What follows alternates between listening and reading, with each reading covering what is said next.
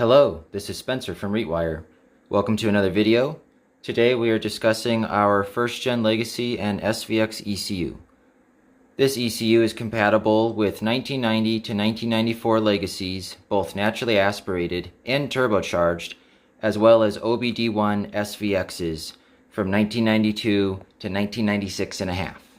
I would like to start by addressing the quality of the case. This case was a first rendition. I will be improving on it and making one that fits better and doesn't have the same quality issues that this one does. This will be going to a customer as is because they need their ECU, but I will be redesigning it and sending them a better one once it's printed. Once we open up the case, we can see the standalone inside. This is the SpeedyEFI Fishdog Standalone. This is the conditioner card for the crank and cam signals.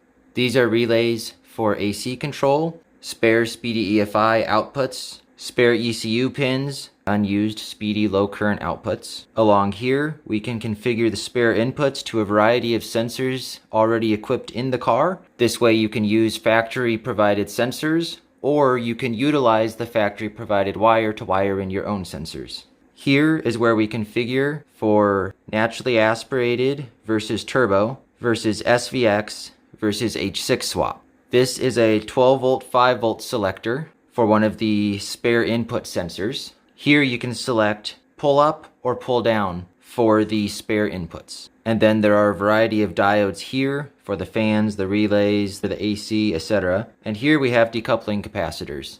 They are there to reduce electrical noise. Here we have screw terminals for all of the inputs and outputs that we need to attach. In here we have O2 sensor hookup, launch control, spare inputs, GPIO, which is for hooking up dashes and whatnot, TAC converter, knock sensor if you wish to add knock to your standalone, 5 volts out, 12 volts out, and plenty of ground.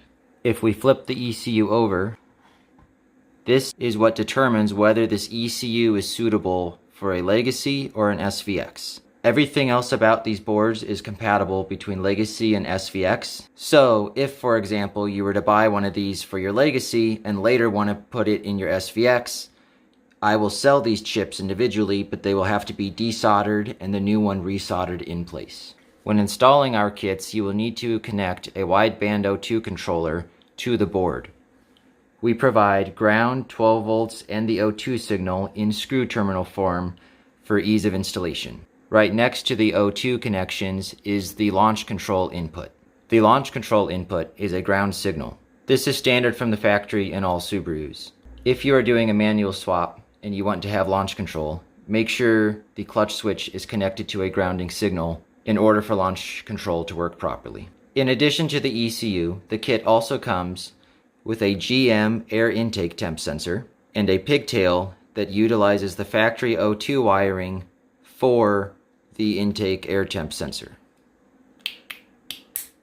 Included in the kits are a length of vacuum line to run from the engine to the map sensor fitting, a length of wire to run from the clutch switch to the ECU if you choose to run launch control, and a USB cable to plug into your laptop for tuning.